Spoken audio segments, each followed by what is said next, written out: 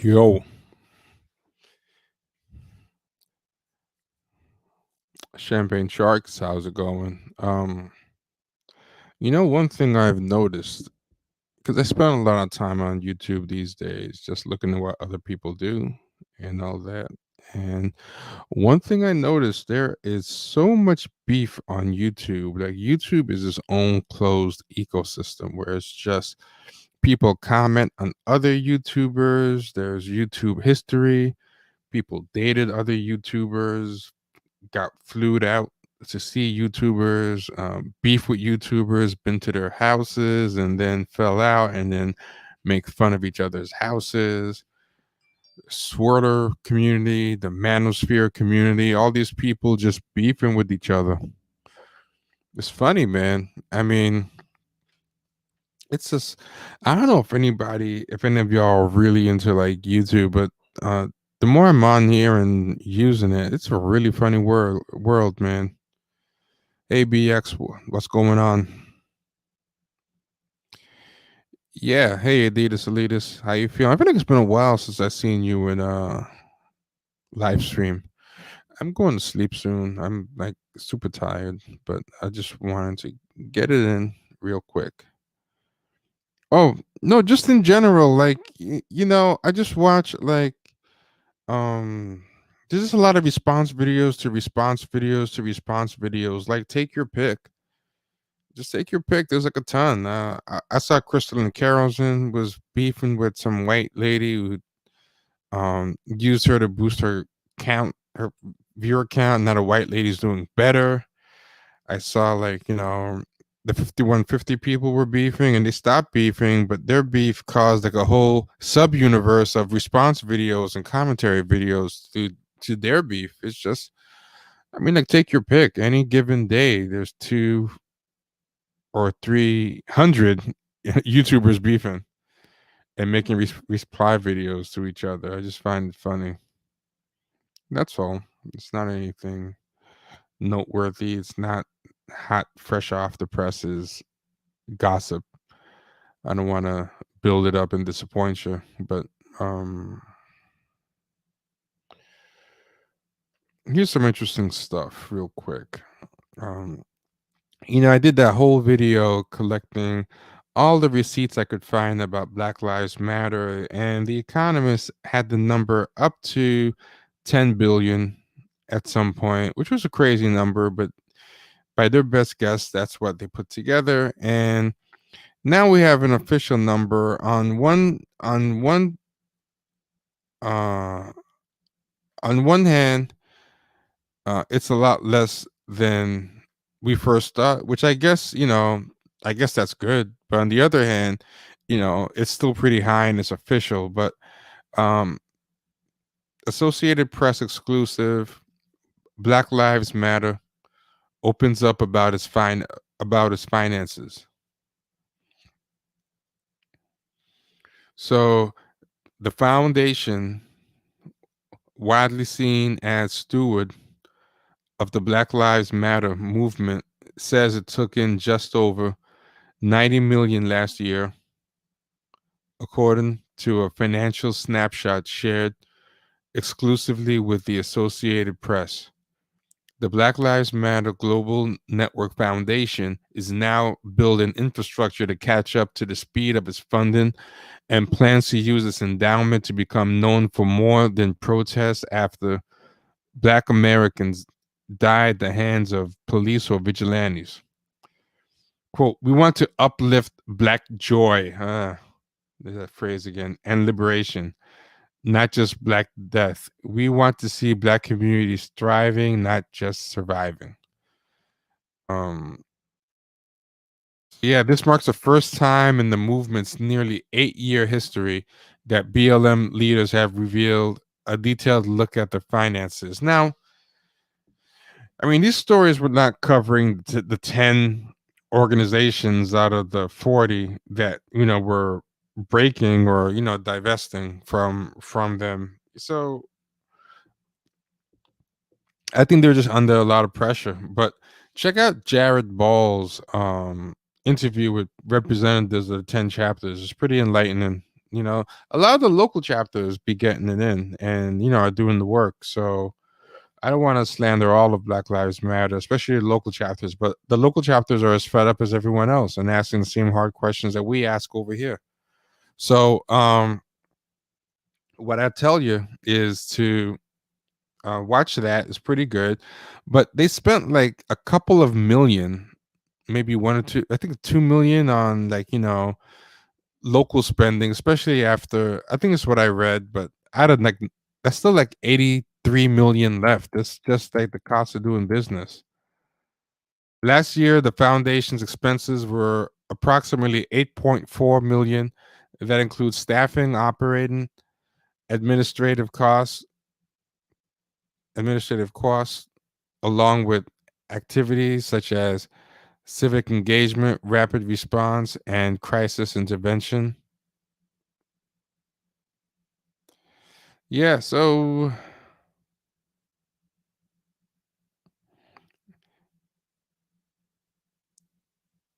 and I don't know some other stuff in here. I'll be honest, I didn't read it in detail.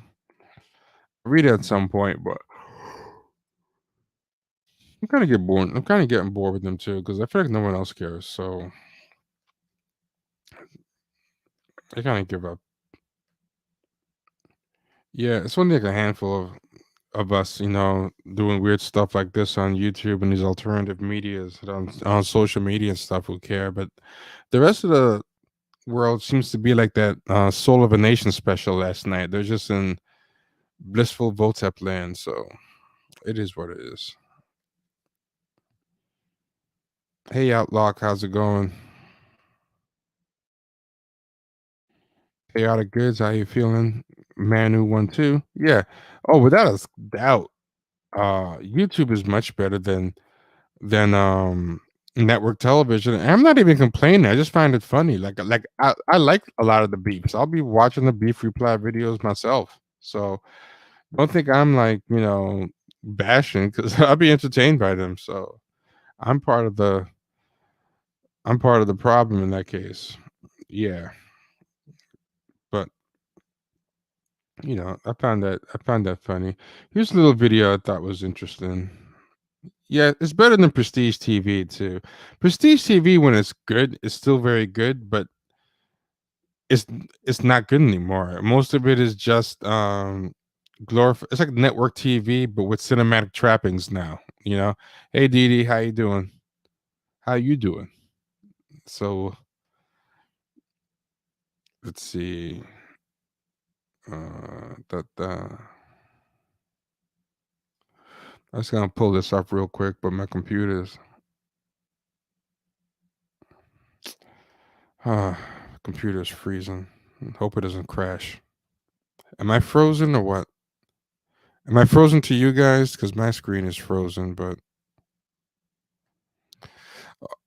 okay, let's try again. It's unfrozen, so let's try it again. That that that that. Here we go. This is by Fox News. It's very biased, of course, and they're not doing it out of any care for black voters or anything. This is from 4 years ago, but I found an interesting video anyway. I just want to put some of it on. There was a study that had a very similar finding to this. I'm gonna find the study and either read it on here or but in the meantime, check this out. Voter ID laws suppress the black vote.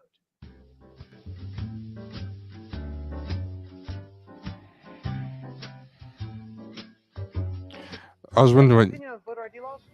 Yeah, they're usually pretty racist and they're bad. I think voter ID laws are a way to perpetuate racism. Would you go as far as say those laws are racist? For sure. Do you think it suppresses the African American vote? Definitely. Tell us how. Because they're less likely to have state IDs. Minority voters are less likely to have the kinds of IDs that have been described or required. These type of people don't live in areas with easy access to DMVs or other places where they can get identification. You can always get IDs do over the internet. Does that also make it difficult for black people in particular? Yeah, you have to have access to the internet. You have to be able to pay an internet service provider for certain fees. Do you think that's harder for black people to go online? Well, I feel like they don't have the knowledge of how it works. A lot of people have smartphones, but you might not have data. For most of the communities, they don't really know what is out there just because they're not aware or like they're not informed. I also think there's a repression of like black voting with how if you're a convicted felon, like you're not allowed to vote and everything. And when you look at swing states like Florida, that's a huge population of the like African Americans. Now I'm here in East Harlem to ask black people their thoughts on what you just heard. Do you have ID normally? You carry ID around? Yes, I have state ID. Do you carry ID? Yes, I do. Do you know any black person who doesn't carry ID? No. Everyone that I know has an ID. Why would they think we don't have ID?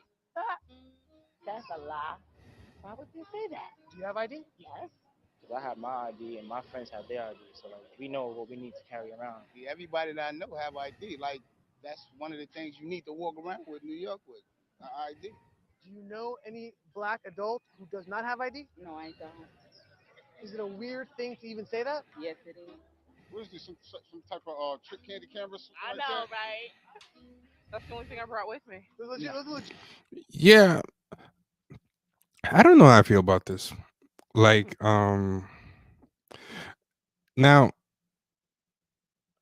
I think, I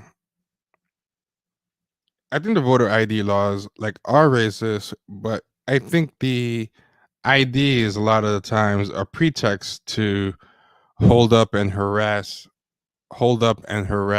and bother people. So much as whether you have the ID or not, it kind of becomes, a pretense to hold you up. But this video is like interestingly kind of slick. Because what I find interesting is that the students don't actually know why the ID is bad. Like, I think what makes it interesting is that I think this video is wrong and the students are right that the voter ID laws are racist. I think the problem is that the students are right for the wrong reasons. They have the right conclusion, but they came there by racist reasoning, Um Oh, he's definitely conservative. This is Fox News. This is Fox News. These people aren't our friends. You might have missed the part where I said, but I said these people are anti-black. They're racist themselves. They don't care about black people. This is not a pro-black video. In case I didn't make it clear enough from the beginning, this is not praising the video. It's just an interesting um, thing in general that I find, yeah, and B Scott gets what my point is. You see, they make you jump through a lot of hurdles to get renewals. So if your ID is expired and other types of things, and um, it can be harder to get like current ID, but a lot of times they just use it as an excuse to keep the lines long and get people discouraged and give up. That's another thing they do. It's like by doing all the onerous laws and double checking and triple checking, sometimes people have to get back to work or they just don't have all day to stand on the line. It's things. So that's one of the things. So yeah, but what B Scott says is right. They're saying they're just stupid, don't know how to work technology. Yeah, so oh no, Didi, it's fine. It's fine. You didn't do anything wrong. It's good to be reminded to restate your point. So I'm glad you pointed that out. You don't have anything to be sorry about. People pop in and out at different times, so it's fine. Yes, yeah. So even though I don't like these people, I do hate that a lot of times, even when liberals on the right side of things is for the wrong reasons a lot. They don't really think much higher of them than I know it's that on 25th. conservatives You know do. where the DMV is, right here? It's on 125th Street and 3rd Avenue, I believe. You know how to get there? Yeah. Would you have a problem getting there if you had to get there? No.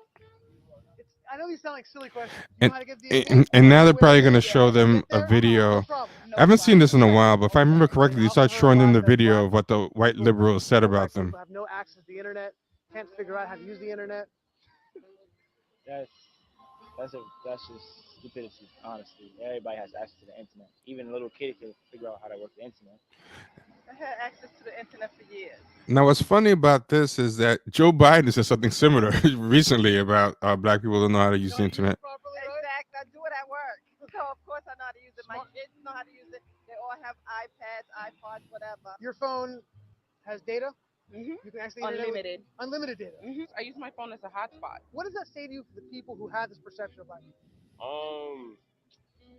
They're pretty much ignorant. That's why my thought process on it. I just think that's ignorant. Ignorant.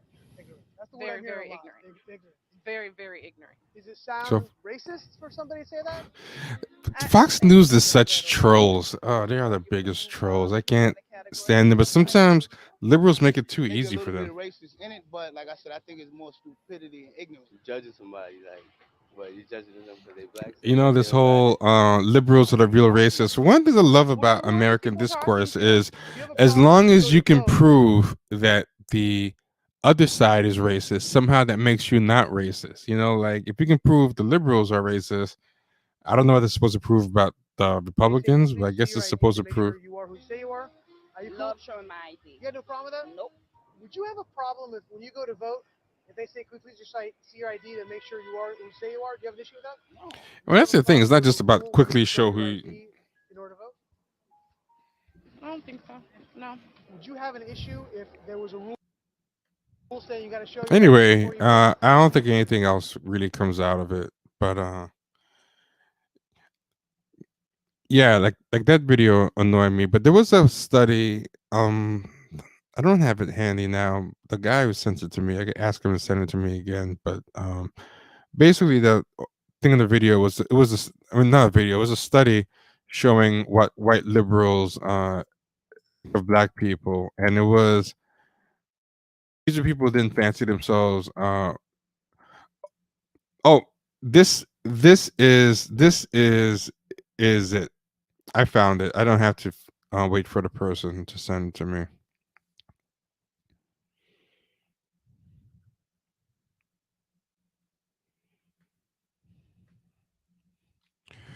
In this video, right here. This is the study. White liberals present themselves as less competent in interactions with African American. A new study suggests that white Americans who hold liberal socio-political views use language that makes them appear less competent in an effort to get along with racial minorities. And they talk down to them like children and or pets and change their actual language. It was in the Journal of Personality and Social Psychology. And the study is called Self-Presentation in Interracial Settings, the Competence Downshift by White Liberals.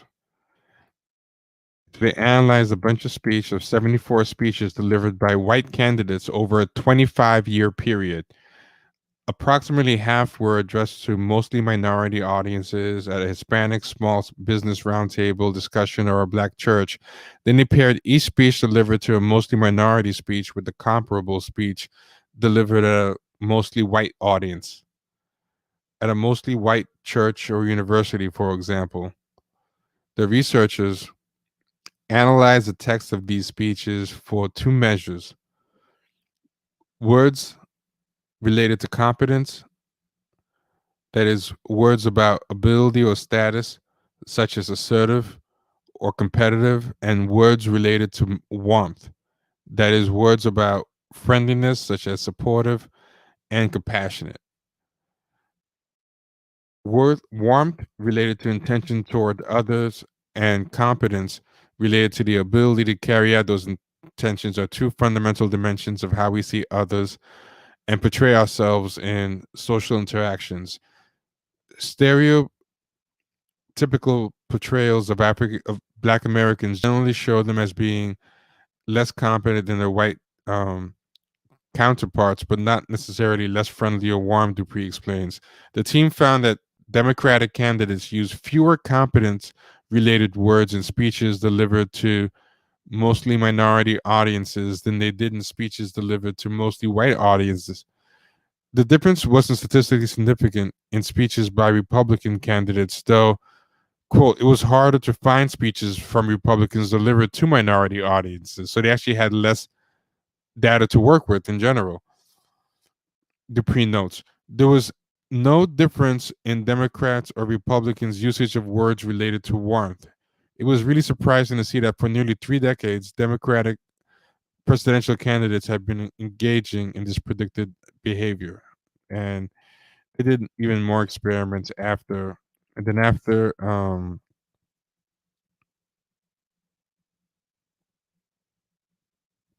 yeah, so it's an interesting thing. It came out of Yale. There's been several other studies similar to this one that have found similar findings.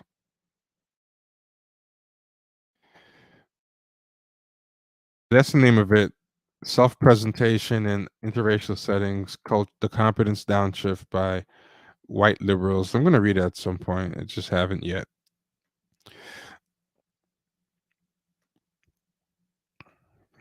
What else? What else? Sometimes I wonder if that's what sometimes I wonder too if that's what makes things different as far as like how they view a lot of black art, because I feel like they have a weird relationship to black art where they're kind of looking at it in a patronizing way, you know? Yeah, but I mean there's a lot of stuff like this. What else? What else? What else? Add some more stuff to talk about.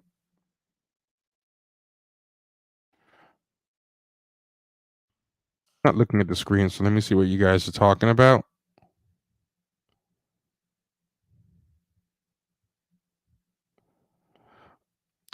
Oh yeah, Yvette Carnell invited me to Clubhouse. Are you on Clubhouse now? ADOS children? Let me know. Let me know who you are on Clubhouse. I'll follow you back. But yeah, I don't want to talk about too much more because I want to wrap up. So let me pick one. Oh, here's something.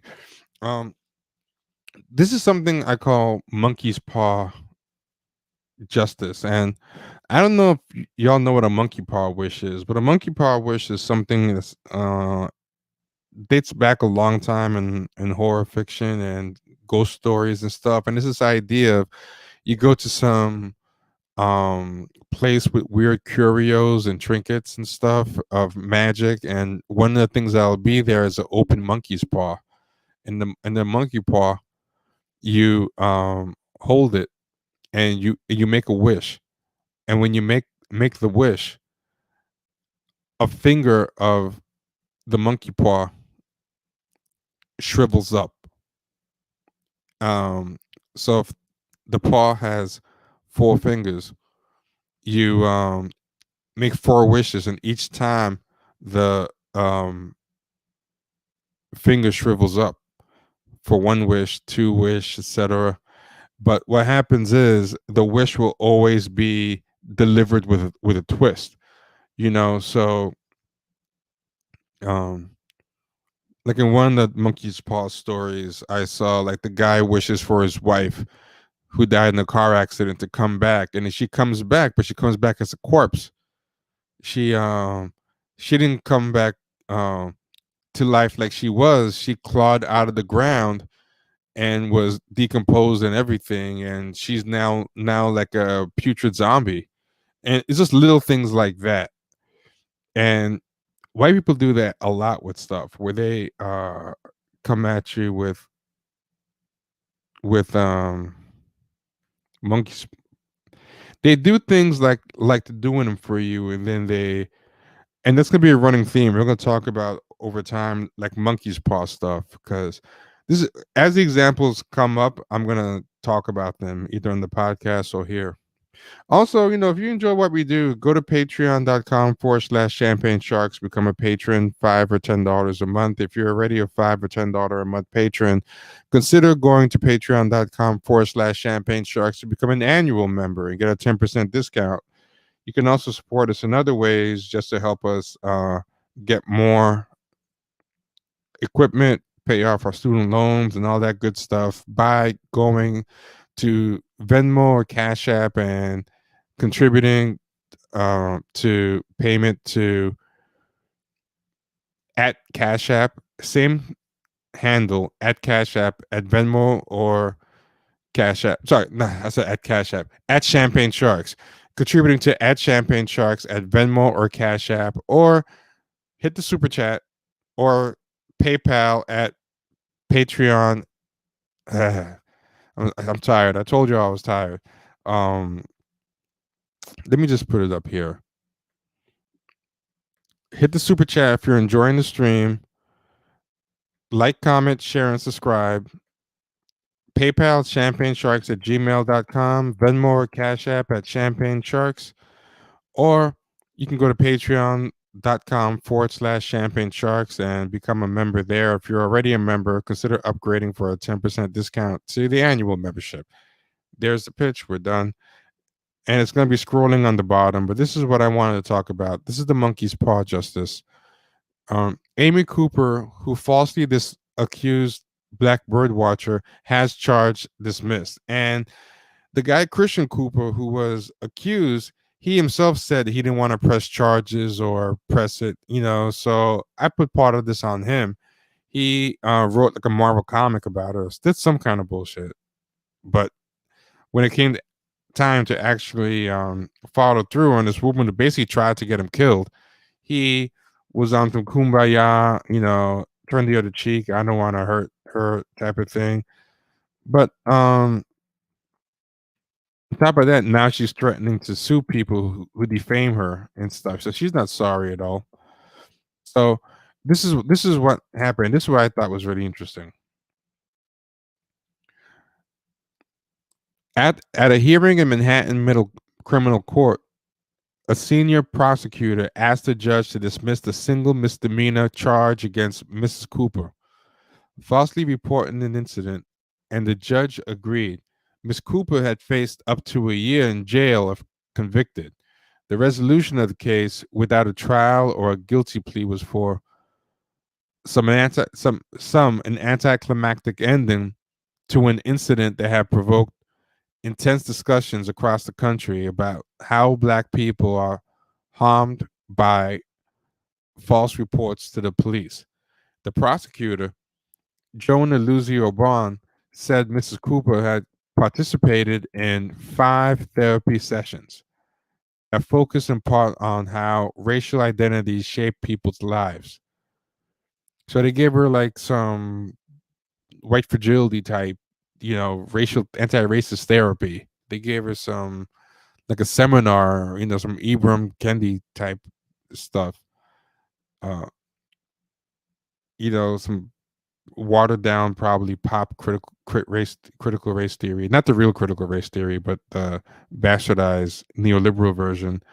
Her therapist had reported that the sessions were, quote, a moving experience and that Ms. Cooper, quote, learned a lot, Ms. Lucy Orban said. This is what the prosecutor said. The prosecutor's caping for her. She said that Ms. Cooper had been offered the deal to attend an educational program in return for having the charge dismissed, in part because it was a first arrest and she was white. The deal, the prosecutor said, was, quote, designed not just to punish, but to educate and promote community healing, unquote. Which community is being healed by this? That's what I want to know. But this is the part that takes the monkey paw. Ms. Lucy Orban said the resolution fell under the rubric of restorative justice, an alternative to traditional prosecution that looks at harm done and seeks reconciliation among the parties, including the offender, the victim, and the community. And in this case, the victim contributed to this because he didn't want to press the charges. So, um, Yeah, yeah. So that's kind of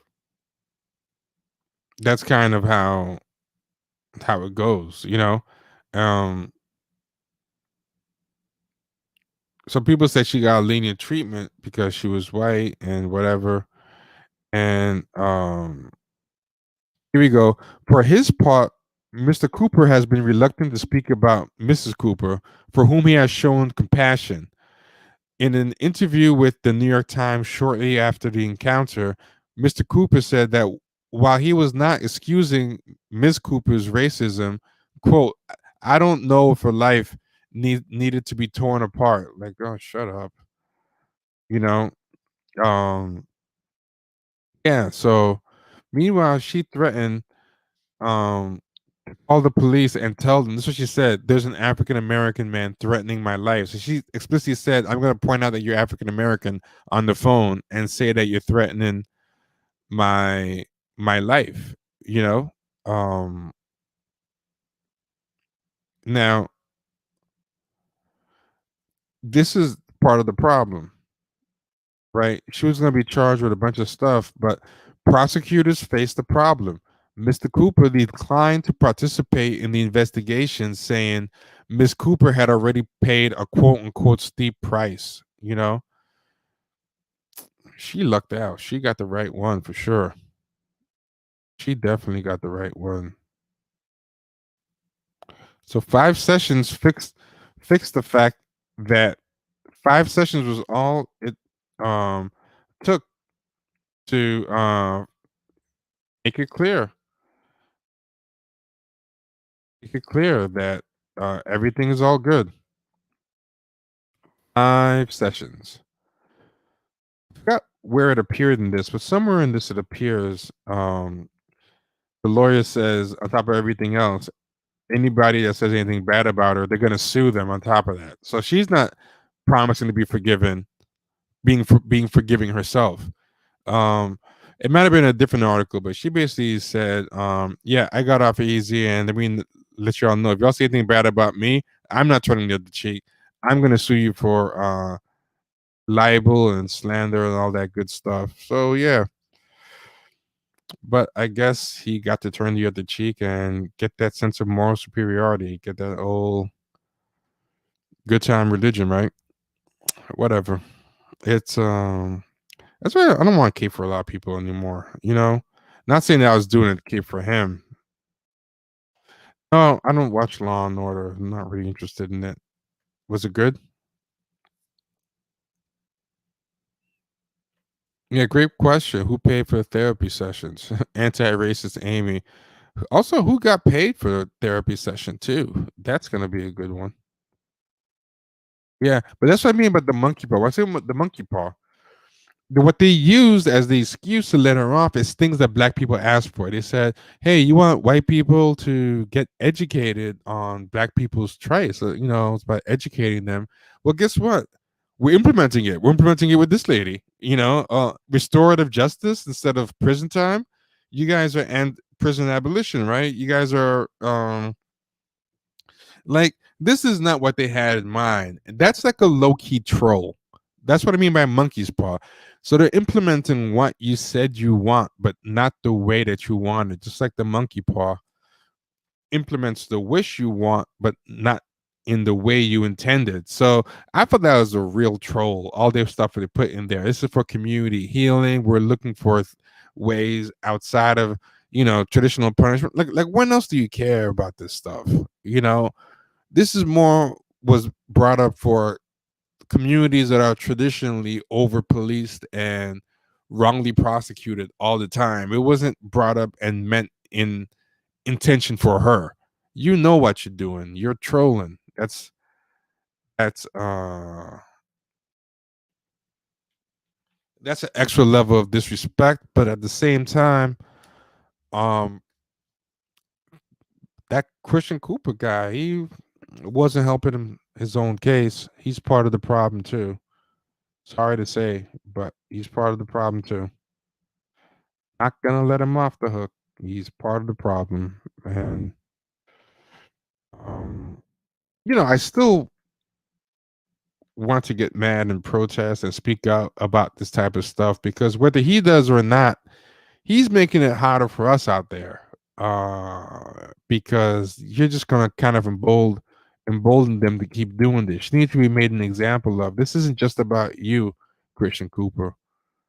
It's not just about you. You can individually forgive her all you want, but you're emboldening and enabling a whole bunch of people, and you're legitimizing a system of white supremacy. So that's some bullshit.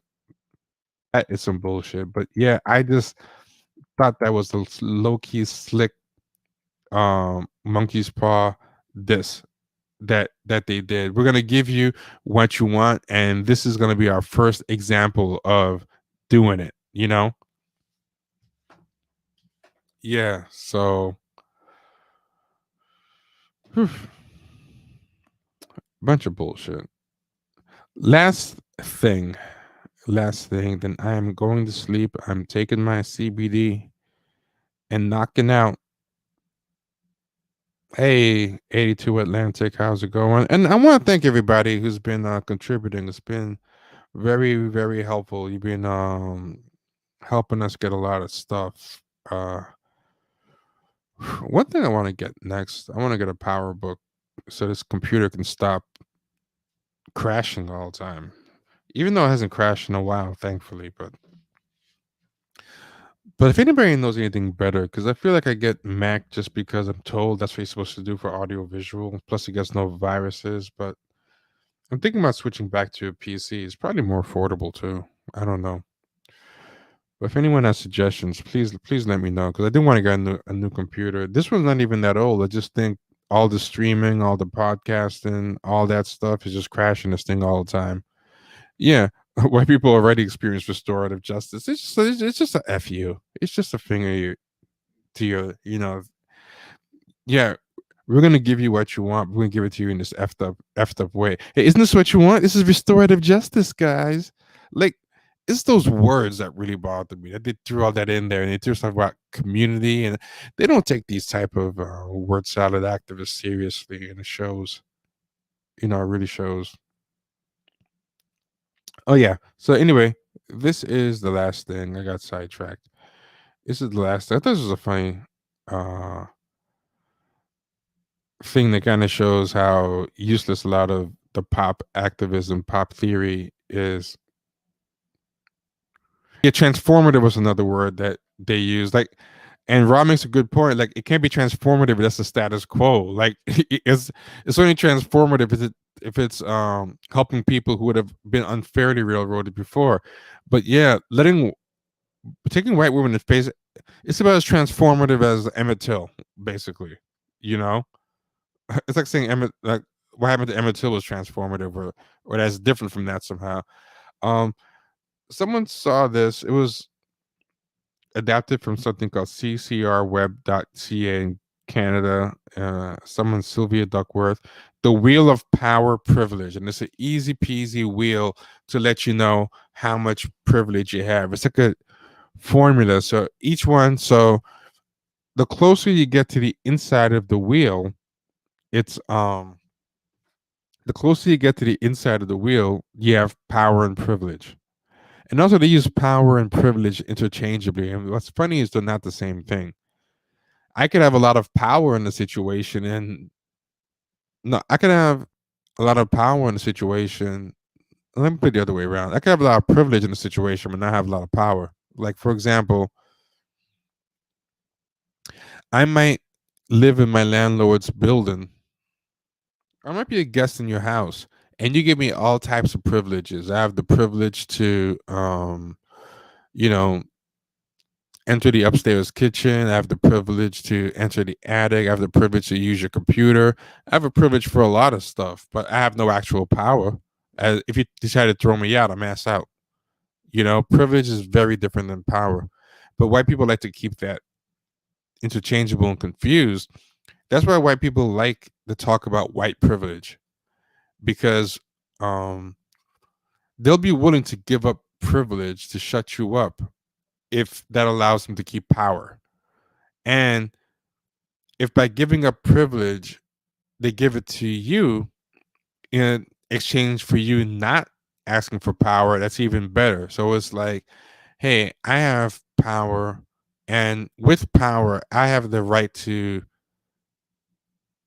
give or revoke privileges. I'll be willing to give you some of my privileges if you let me keep my power. That's the cost of doing business. I'll give up some privileges for the right to, so for example, I won't say the N word or something like that. In And I'll let a few of you work in this office as tokens, like in exchange for you not asking for real power and not agitating for real power, and especially not agitating for taking any of my power. So this thing is just a dumbed down, very simplistic thing right there from the beginning. Because some of these, even though the pies of this wheel that are correct are talking about privilege and not power. It just puts power in the middle. So under gender, the weakest is trans, intersex, non-binary. Then more privileged is cisgender woman. Then more privileged is cisgender man. And is that really like consistent? Like, for example, in the black community, black women are having much better outcomes right now. They're going to school more. They get help from the government that black men can't get. All like the social programs are geared toward black women, or at best like a black family. The few that are, but actually most of them reward you for not having a man in the house. But there's very few programs that a black man can get just for being a black man by himself. It just doesn't really happen. So who's more privileged or has more power in that situation? It's kind of complicated. Like, it transforms from race to race, context to context. You know, what if you're in the what if you're in the modeling world? Like, which models have the best privilege and power in that industry? I mean, things. It's a very dumbed down thing, but I guess the rule of thumb is whatever. It's white, or they believe that black people operate just like white people in the gender relations. They're just white people in blackface. Citizenship. So the outside is marginalized. The inside is power. Citizenship is okay. Here's an example. What if you're white, trans, and rich? You're Bruce Jenner versus a black cis male 3-time felon. Is the like, who has more privilege then? I guess then you have to do the math. Then you have to add up all the different pies and the more slices that you have. Like, it's just kind of almost like autistic way to do things. Maybe not autistic, but something where you can't pick up cues naturally. You need to be heavily scripted. Like some kind of deficiency of internal mental resources that renders you rigid, and you need a flow chart to be able to do kind of basic things. You know, um,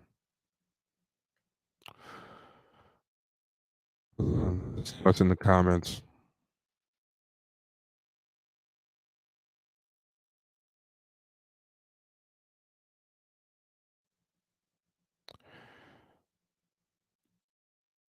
I think white people power like to talk about privilege because of master power.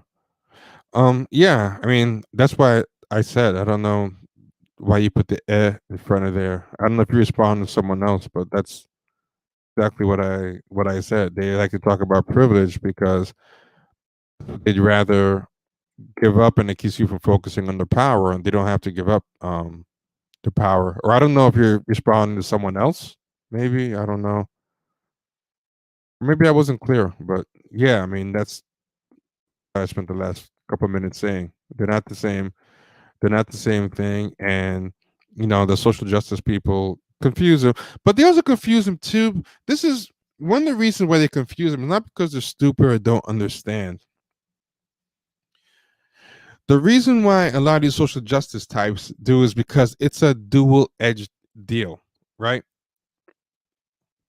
the white people want the focus on privilege, not power, because they would rather give up. Like, I'd rather give you all the privileges to my house, but keep you as a guest, than let you have less privileges, but I put you on the deed and I lose equity in this house, and you have a real say in what happens in this house, and I'm hamstrung. I like having total ownership of the house, all the wealth and equity in the house, and the right to take it all away anytime I want and humor you, right? So that's what serves a white person. But for the black person, if there's two people gonna go in your house and one person wants to be put on the deed and get like 20% equity in the house or whatever, and another person saying, hey, I'm happy with just all the privileges. Just give me privileges to act like this house is mine, and like that, allow me to act like I have a deed here. Allow me to even act like I have more access to this house than you, so I can show off to people. I don't care if you ever put me on the deed. Who's gonna who am I gonna choose as the owner of the house? I'd rather deal with the person that is not gonna ask for anything long term or just wants to show off. I'll be like, yo, if I gotta choose between one of you, I'll take you, because you understand what I want and you're willing to compromise with me. And that's what these people do. I think they're not stupid. They know if they agitate for power, they're not going to be picked to be tokens. They're not going to be picked to be the Black Renaissance or the Black Excellence crowd.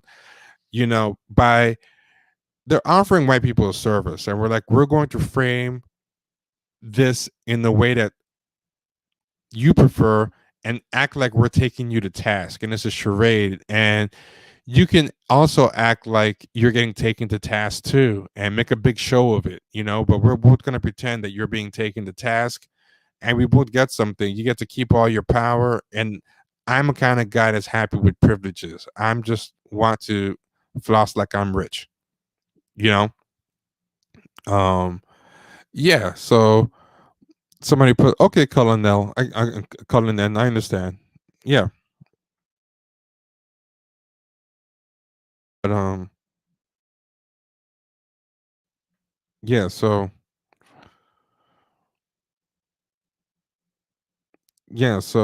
they are happy to get to go to good schools, get, token diversity jobs and everything, all that good stuff.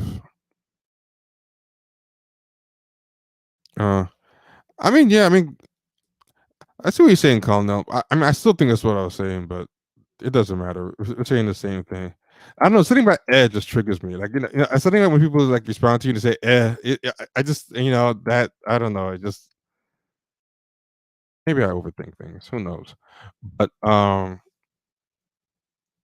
it's like too. When someone responds to you says like that, it's something I always like. Unless they're saying something significantly different than what you're saying. There, I understand. So it's like, here, skin color, dark, different shades, just put different shades in the middle, and then white. So, okay, what if you're dark and rich? I don't know. It's so sexuality. This is interesting. Lesbian, bi, pan, asexual are more marginalized than gay men. I don't know how an asexual man is more marginalized than a gay man. I don't know. Neurodiversity, mental health, body size, large, average, slim, but depending on who. In the black community, I think average size would probably be better.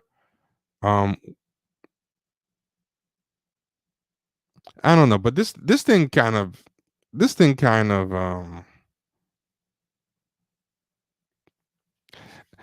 I think these people in general don't really know how to interact with people. They learn from Tumblr, and that's just full of people who have no idea how to have basic interactions with people. And you see it in how these type of people operate on Clubhouse, and all they do is argue and scream at each other, and just kind of gaslight and trash each other and demand cash app donations for quote unquote educating people. And yeah, I mean, I just think this is so like part of the problem. There's no flexibility, there's no nuance, there's no rigidity. It's just a rigid formula. This is what personality disordered people and autistic people and other people who have different types of um lacks of emotional and interpersonal intelligence have to do to be able to fake normalcy in everything. And that always bothers me. I don't know. Yeah.